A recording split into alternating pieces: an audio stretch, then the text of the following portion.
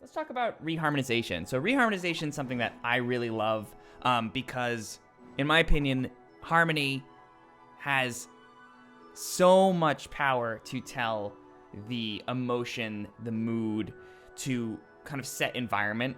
Of course, texture, and there's other elements that we can use to do that. But for me, harmony is one of the most important and powerful narrative tools in music. So I really love it. So it's useful to know how to manipulate harmony. And a lot of people, not a lot of people, but certain people will start composing using a chord progression, which is fine. But oftentimes you get a bit stronger melodies when you focus on the melody in the first place, and then use harmony to kind of outline what emotions you want in terms of your story.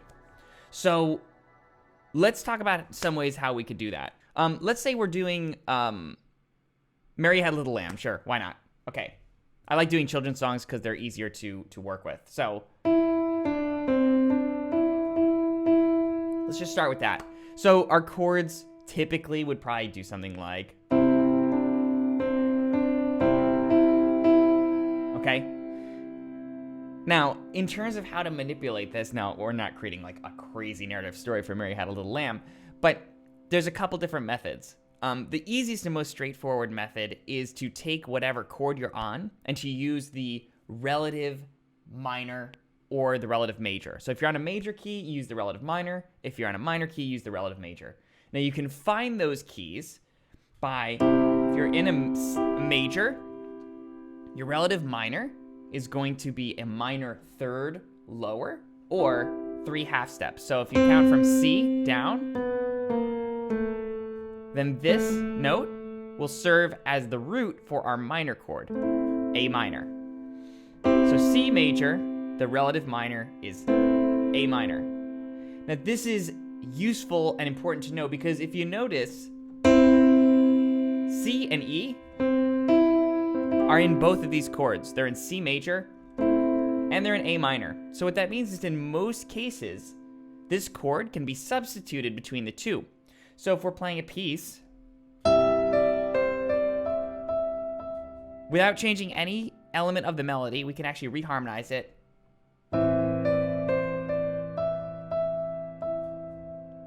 Okay.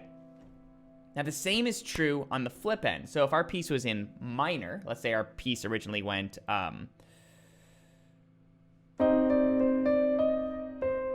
okay, now we're in C minor. To find the relative major, which is the opposite of what we did before, we're going to move up a minor third. So we're going to go 3 half steps up.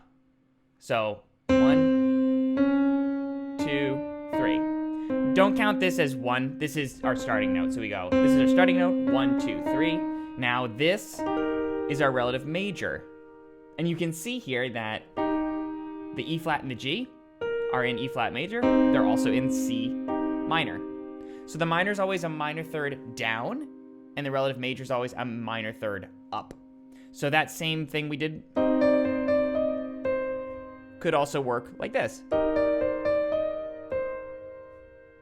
So this is basic reharmonization. We're taking the relative minor and major. Now you could do this through a whole piece. So if our piece originally went C, G, F, C, so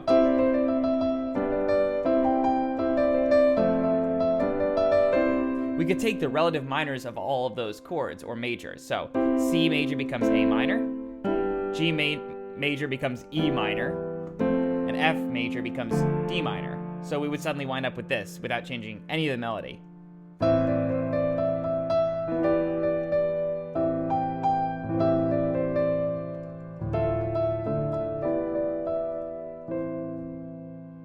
So that's a very basic way of how to do reharmonization. Now, we can get more complicated with this. We can take the basic principle of this and we can work in terms of extensions. So the reason that kind of works is because in some cases, those notes that were originally in the major, like the G, it's not an A minor, but it works as an upper extension. It makes it a 7th. And we could take that concept and keep rolling with it. So let's say originally our chord was C major. We can treat this melody note as upper extensions of the chords that we're going to do, and we can keep going. So this is E is a third. This is E is a 5th. E as a major 7th. This is E as a 9th. Or this is E as an 11th. And then lastly, this is E as a 13th. So instead of having the extensions move upwards, we're bringing the chords downward and creating upper extensions just by moving down. It's like this. We're like stacking downwards. So that opens up a ton of options for reharmonization. So we could do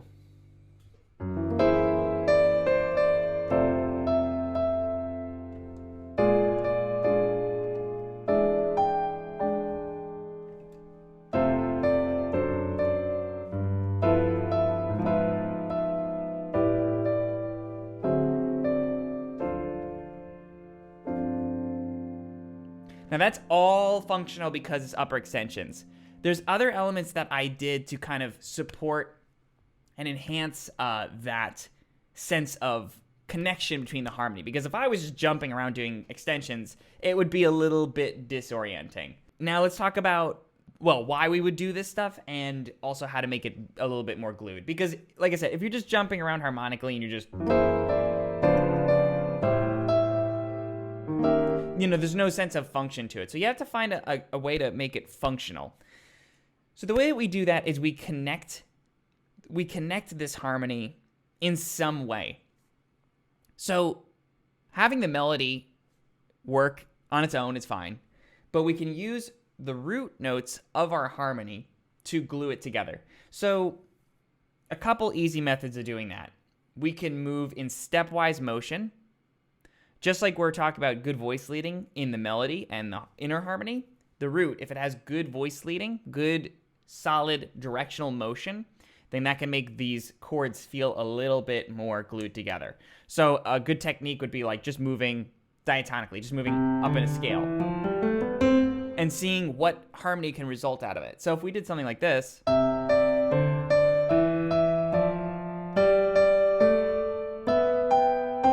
we could create chords based on those options. So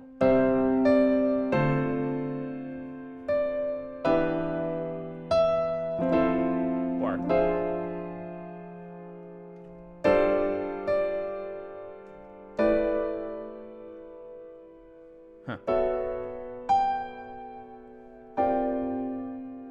so I used that the stepwise motion to kind of support and glue the harmony together. You don't have to move just diatonically. You could move chromatically, and that will give you a lot more interesting options. So it's a lot harder. Let's see. Now, sometimes you're going to get clash because I'll do... Now there's immediately clash. So the way you solve that is you move again. So that's a bit of a clashier one, too. So...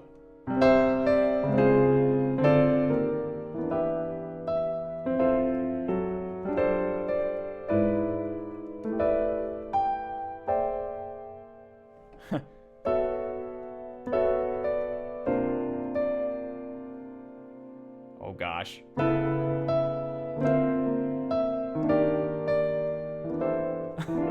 I'm gonna run out of options.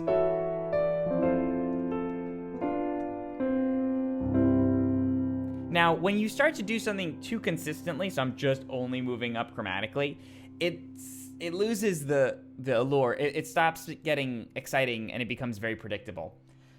I've talked a lot about like predictability and unpredictability in music and how you want to kind of play with those two things.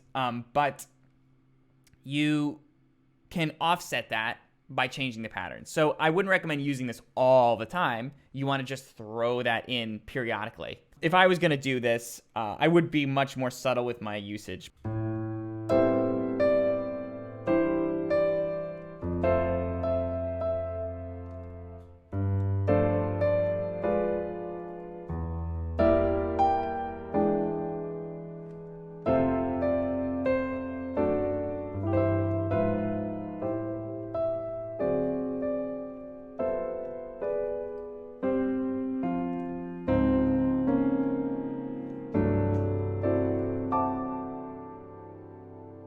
Okay, so that's me kind of blending. So I used a couple of chromatic things. I also used a little bit of the circle of fifths to kind of glue things together. So you can use circle of fifth motion in the bass, just moving, or the other way, to glue those harmonies together. Because that always creates a sense of like moving through keys. So like,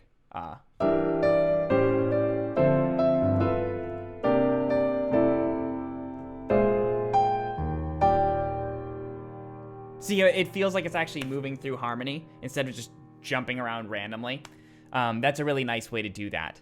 Reharms work best when they land on some of the more dissonant chords or the more unexpected chords at certain points. So like, you know, I wouldn't just land on an immediate like weird chord. I would work my way towards something, you know, like, and the weirder chords, the more dissonant ones are going to generally have the most altered extensions. So they're going to change around the most. So like if we wanted our chord to be here on that climactic moment of Mary Had a Little Lamb, we wouldn't just go for, or we would look for something really like spicy. So that's a spicy chord. Spicy meatball. It works and it's spicy because it has lots of extensions. You can make it more if you want to. Now it's got even more extensions. Or let's say, that's not extensions, but we're still playing with a lot of the notes in between. But I kind of like, I prefer. So you'd build your way up to that.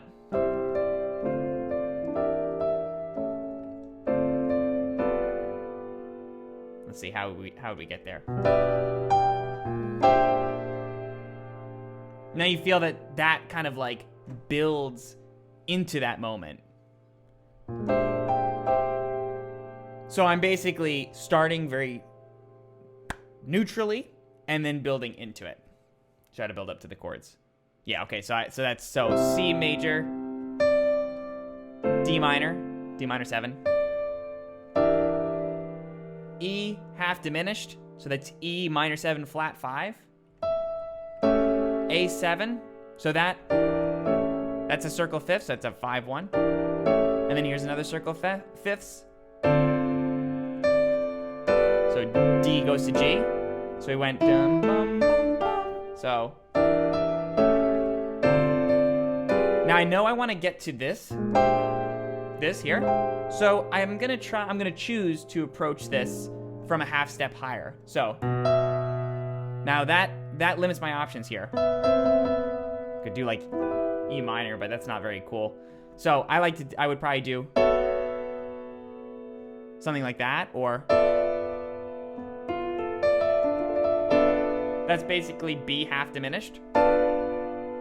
And if you look at what's happening here, we go ba-da-dum.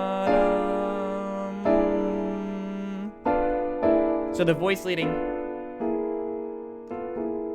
is pretty smooth there. So we're doing. You could also do, if you wanted a more gradual shift, that's F minor 7, F sharp minor 7 over B. Super cool. Still works with voice leading, because if you look at the voice leading here, it only moves down in half steps. Now, why does that feel more dramatic than doing this? In part, it's because there's more voices moving down, but we're also introducing more accidentals that are outside of the key of C. So we were originally in C, if you can believe it. And then when we do this, we're using an F sharp and a C sharp, as opposed to this, which is, every note is technically inside C major. So this feels more like whoa when we go. And I sometimes will like to challenge myself and try and see if I can keep that motion going.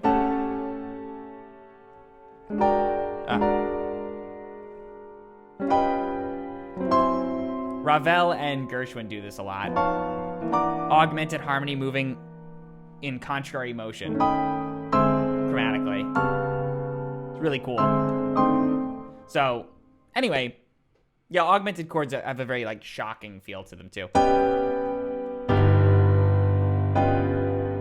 I really like those chords. At the end of the day, the idea is you want to explore extensions and voice leading. Those are pretty much, you can just explore freely using those two ideas. You don't have to know the names of every single chord. It's more about the idea of just recognizing that the more voice leading you have, the more smooth it is chromatically, the more appropriate and justified your harmony will sound.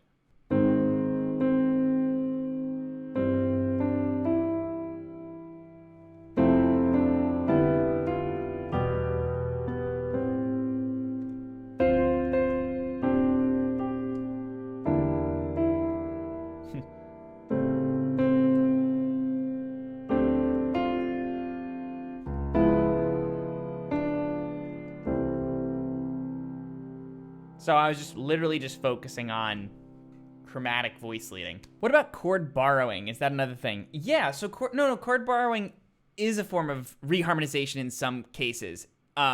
So basically, chord borrowing is the idea that you take a chord from the parallel major or minor.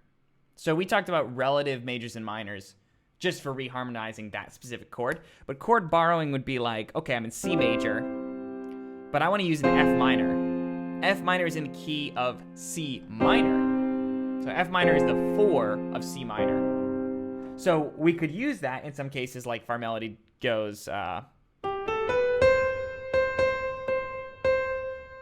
instead of doing, we could do,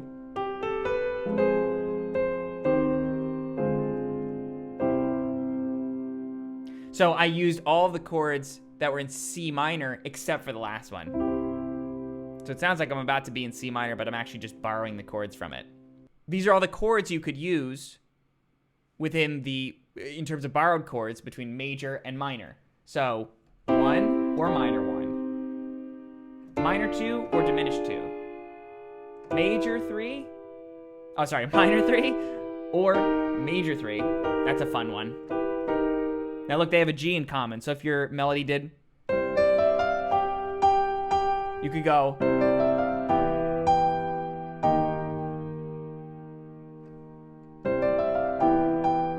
so that's a borrowed chord there. Major and minor 4.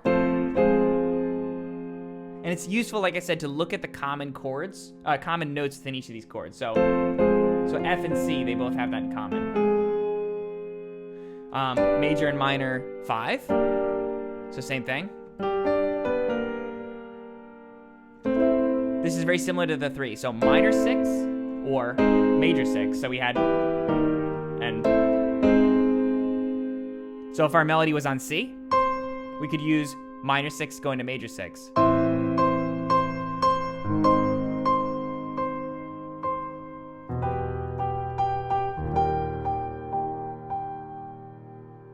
Pretty cool. And then last we have diminished 7 and then flat 7. So here's an example of some borrowed stuff. Let's use my Bonnie Lies Over the Ocean. So, okay.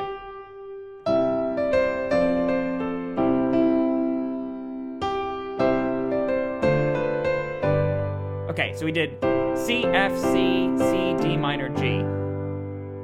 Now I talked about if we did relative majors and minors, so I'm not going to talk about that. These are borrowed chords now, if we can use them.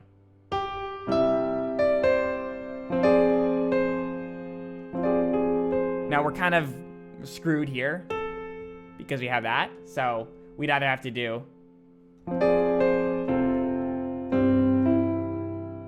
or just avoid not doing that. We could probably use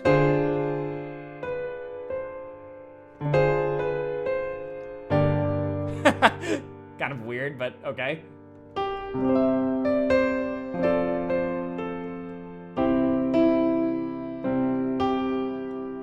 can't use diminished here because we have an A natural. So we can't use G minor. So we gotta use G. But we could. And then if we combine the borrowed chords with all of our other options, then we have a lot more that we can work with.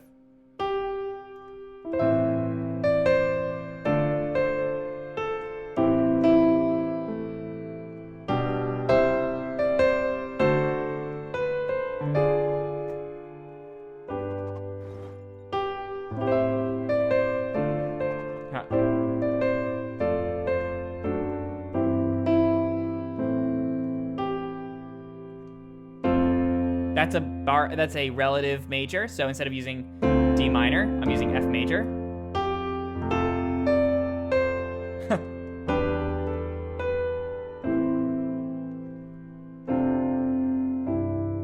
So instead of using the minor 2 from the major, you borrowed the D diminished. Yeah, exactly right. So D diminished is inside C minor. Exactly.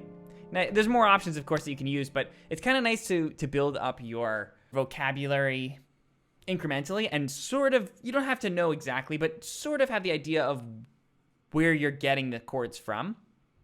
Like I said, if it sounds good, then do it. That's kind of the end of the story, really. But these are all just tools that you can use. There's one more thing I should talk about in terms of reharmonization that I think is kind of useful while we're on the subject for today, and that is secondary dominant chords.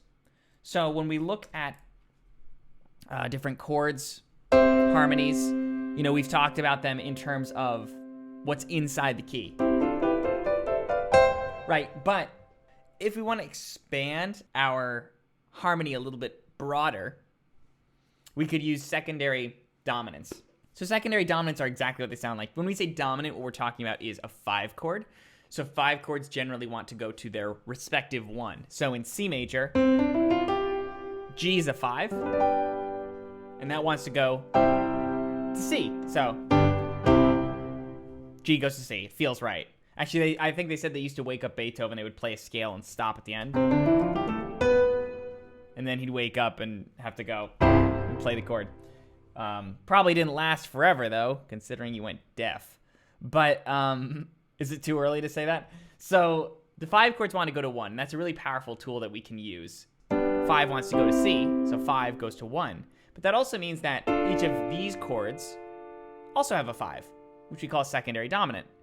So the secondary dominant of D, 1, 2, 3, 4, 5, would be A.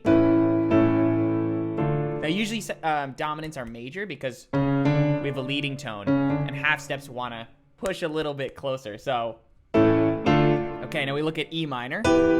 So that's the 5 of E, so 1, 2, 3, 4, 5. F, the 5 is going to be C. G. D, B diminished, don't worry about that. I always tell people, that's like the running joke with music teachers, like, we're going to skip diminished for now. And then they never get back to it. What that means is you have all these dominants that you can move through in your key. You're still in C, but you're using secondary dominants to borrow from. So we can do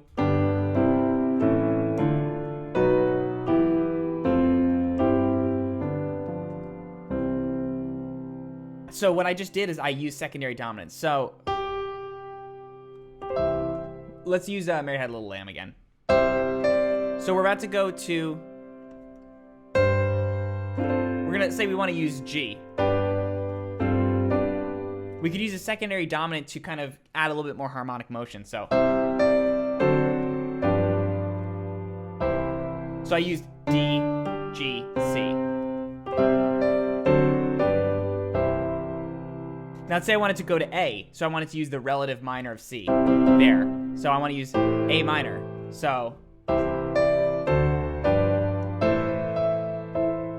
I could use a secondary dominant here as well. So I want to go to A minor.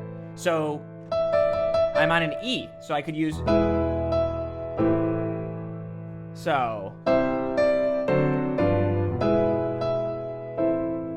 now you can see how we can sort of expand this. We can't use an A major here. because that's just, so we won't do it. So we'll just keep it on. And then where do you want to end? Okay, yeah, let's do something interesting. So we'll do. So I made the C a C dominant 7. So that means it has the flat 7 on the top, and that now wants to pull. It feels like a secondary dominant, so it wants to go to F. So, ooh, spicy. Now I'm using D, which is going to feel like it wants to go to G. But instead of going to G, because I'm going to land on an E in the melody, that's going to, it's a bit weird. I'm going to use the root of G, but I'm going to do a C major chord. So, kind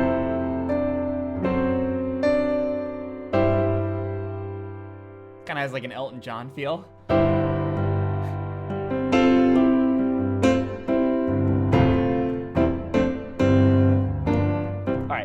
So now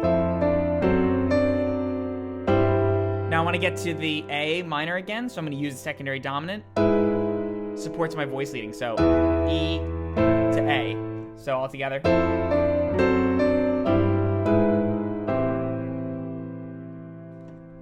Now here's a classic 2-5-1. So D minor. If I want to push this note out and do something interesting with it, because that's a bit weird, I could do. Ooh, not quite like that. So, it's just an extension. We won't talk about it, because that's enough for today.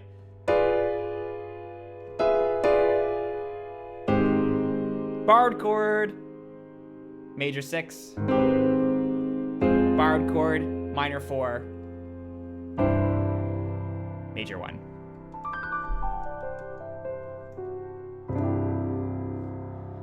Woo! What if I was just making all this up? What if I was just completely making it up? I'm like, go use it.